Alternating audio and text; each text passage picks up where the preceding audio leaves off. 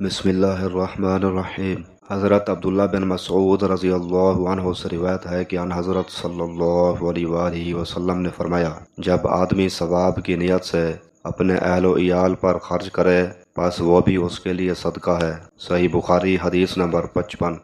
حضرت سعد بن ابی وقاص رضی اللہ عنہ سے روایت ہے کہ ان حضرت صلی اللہ علیہ وآلہ وسلم نے فرمایا، بے شک تو جو کچھ خرچ کرے اور اس سے تیری نیت اللہ کی رضا حاصل کرنی ہو تو تجھ کو اس کا ثواب ملے گا، یہاں تک کہ اس پر بھی جو تو اپنی بیوی کے منہ میں ڈالے۔ صحیح بخاری حدیث نمبر 56۔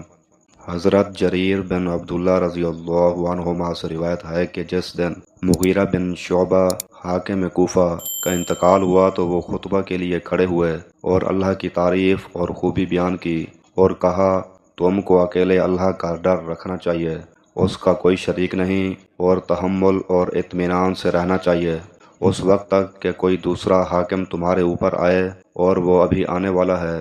پھر فرمایا کہ اپنے مرنے والے حاکم کے لیے دعائے مغفرت کرو کیونکہ وہ مغیرہ بھی معافی کو پسند کرتا تھا۔ پھر کہا کہ اس کے بعد تم کو معلوم ہونا چاہیے کہ میں ایک دفعہ ان حضرت صلی اللہ علیہ وآلہ وسلم کے پاس آیا اور میں نے عرض کیا کہ میں آپ سے اسلام پر بیعت کرتا ہوں۔ آپ نے مجھ سے ہر مسلمان کی خیر خواہی کے لیے شرط کی، پس میں نے اس شرط پر آپ سے بیعت کر لی، پس اس مسجد کے رب کی قسم کہ میں تمہارا خیر خواہ ہوں۔ پھر استغفار کیا اور ممبر سے اتر آئے۔ صحیح بخاری حدیث نمبر 58۔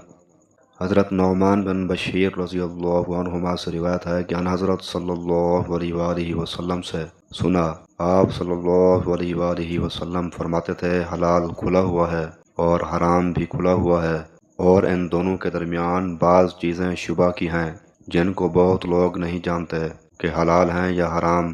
پھر جو کوئی شبہ کی چیزوں سے بھی بچ گیا اس نے اپنے دین اور عزت کو بچا لیا، اور جو کوئی ان شبہ کی چیزوں میں پڑ گیا اس کی مثال اس چروائے کی ہے جو شاہی محفوظ چراگاہ کے آس پاس اپنے جانوروں کو چرائے۔ وہ قریب ہے کہ کبھی اس چراگاہ کے اندر گھس جائے اور شاہی مجرم قرار پائے۔ سن لو، ہر بادشاہ کی ایک چراگاہ ہوتی ہے، اللہ کی چراگاہ اس کی زمین پر حرام چیزیں ہیں، بس ان سے بچو۔